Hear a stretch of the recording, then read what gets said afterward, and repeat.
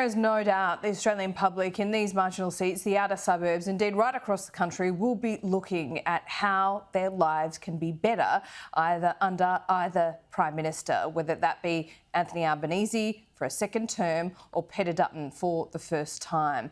But what is clear is that they're both setting their own path. They're both setting traps for each other. The latest trap was this tax cut, this income tax cut, which the coalition refused to walk into. Last night in Peter Dutton's budget and reply, we heard him talk about defence spending and how important that was to increase, but he didn't put a percentage or a figure on it. Joining me now is former Home Affairs Secretary Mike Pezzullo. Mike, thanks so much for your time. I was really keen to talk to you this morning because during our domestic campaigns, we can be or tend to be quite parochial and talk about very local issues. It is rare that you have overseas issues as central to the campaign, but I think this campaign is very different. Where do you think Peter Dutton goes on defence spending? Good morning, Laura. Well, on the first issue that you raised about the parochialism of elections and the electorate, I think it's entirely reasonable, and we saw that in the grabs that you played from the voters in Chisholm, that people are going to be concerned about their cost of living, the cost of insurance, the cost of electricity and so on and so forth. And I think that's entirely reasonable, and I think it's unfair of commentators to think that people aren't going to be concerned about those household issues. However, and it is the case that elections are parochial, but they sometimes are about international affairs, obviously Vietnam being a case in point, and more recently the election held around 9/11, but that's going on well over 20 years ago.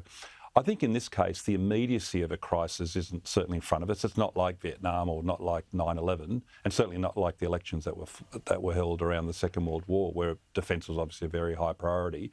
But I think all voters, as concerned as they are about the cost of living and the cost of electricity and the rest of it, should, I think, at least take a morning to think about these issues. I think in the course of a 33-plus day campaign, I think it's incumbent on all of us. There are specialists like me or experts like me who think about this all the time, but I think it's important that everyone gives it some thought. And I think having a debate about the level of defence spending will probably be that focusing and forcing event at some point during the campaign. I heard Mr Dutton say last night that he's going to make an announcement, so that inevitably will draw out that issue for at least a morning. And I think that's a good thing, accepting that it's balanced against all of those other domestic considerations. Yeah, how much do you think the chance of disruptions during this campaign, whether it be China or overseas bodies trying to influence our election, is that a real and present danger?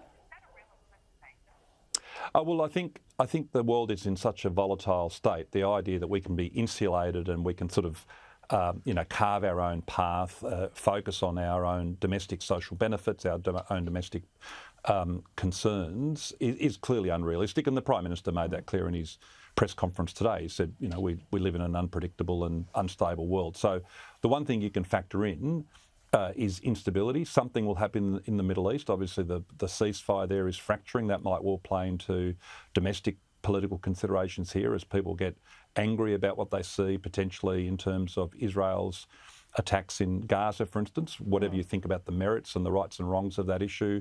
Ukraine is getting to a really interesting point. I think in net terms, and we can talk about this if you have time, I think Putin is getting the upper hand. I think if Putin ends up with the eastern Russian-speaking provinces and Crimea, and without much punishment or without much cost for his invasion, I think that's a dramatic development in the world order.